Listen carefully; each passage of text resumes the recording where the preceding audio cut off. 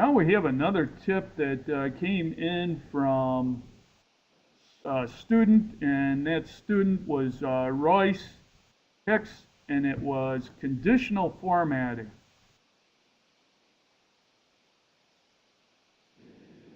Pull that up. He gave me a little spreadsheet to show you how to do it. And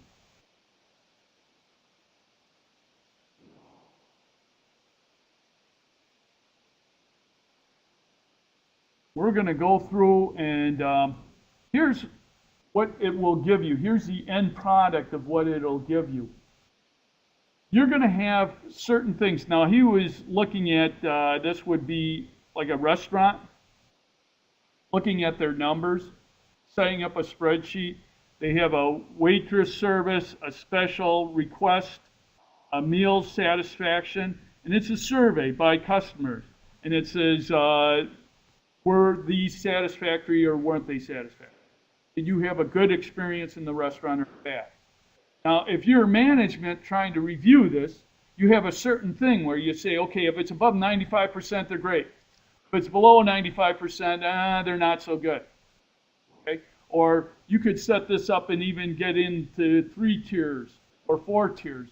But we're going to show you basically 2 different levels, saying above 95%, it's green, it's good. Below 95%, it's not so good. And we don't find that acceptable. To do this, you're going to have, and we'll just copy this over. Copy it down.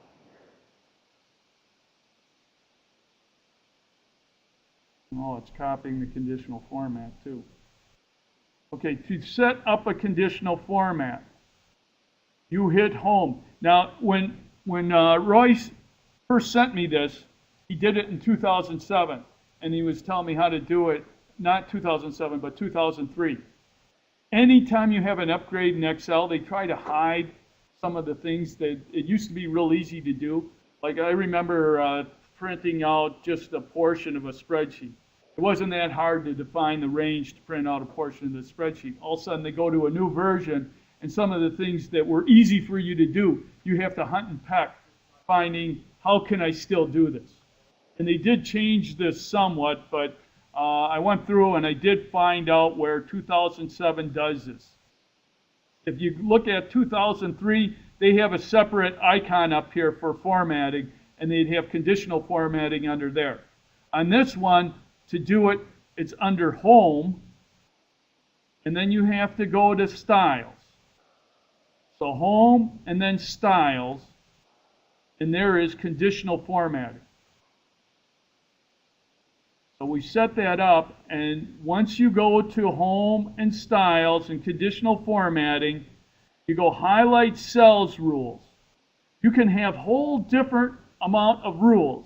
You can have greater than, less than, between, equals to, text that contain. So different rules, a date occurring, or duplicate values.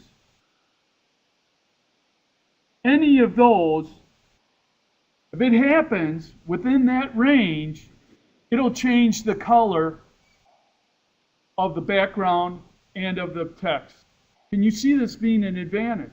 Where you can quickly pick things out. If you have a report, and you're doing up a report, and you say, I want to know when we're above 95%, I want to know when we're below 95%. What do? You set up this conditional formatting. In the greater than,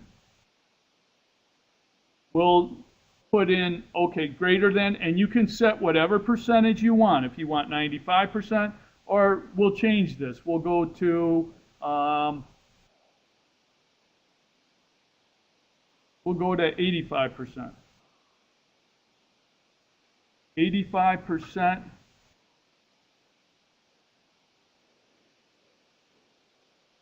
Make sure you have the total range defined before you do this, by the way. So greater than And we're going to go 85%. And when that happens, we're going to want to fill it with green, with dark green text.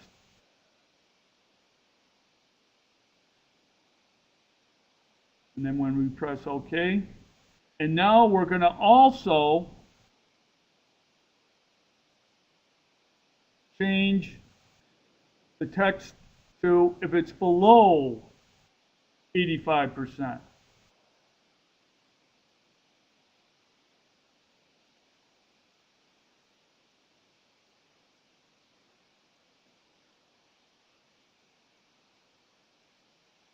Below 85%, we're going to make it red filled with dark red text.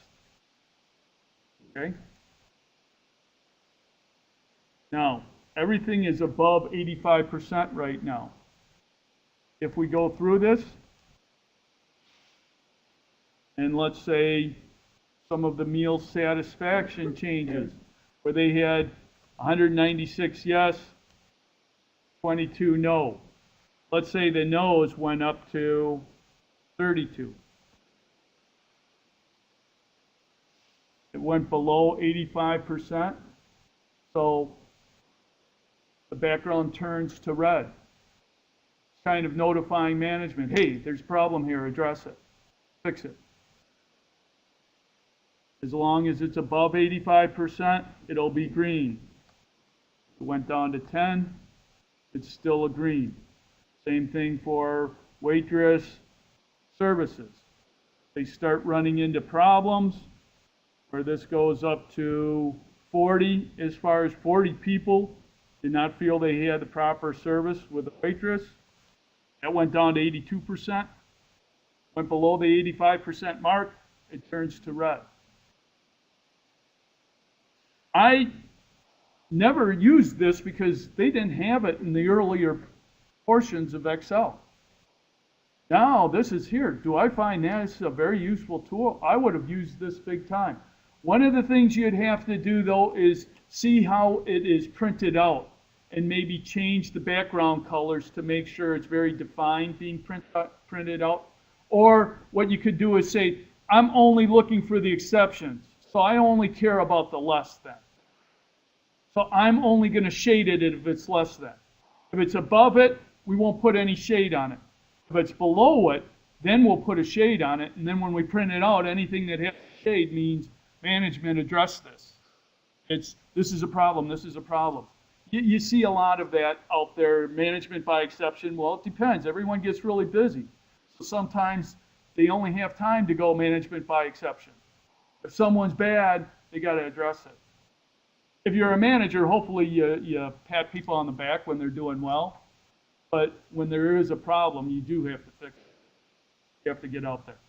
So I found this a very useful tool, and I thought this was a very good example of a Excel spreadsheet tip that we'll put out there that you guys will be able to use. Now again, 5 years down the road, you might say, oh, I forgot how to do that.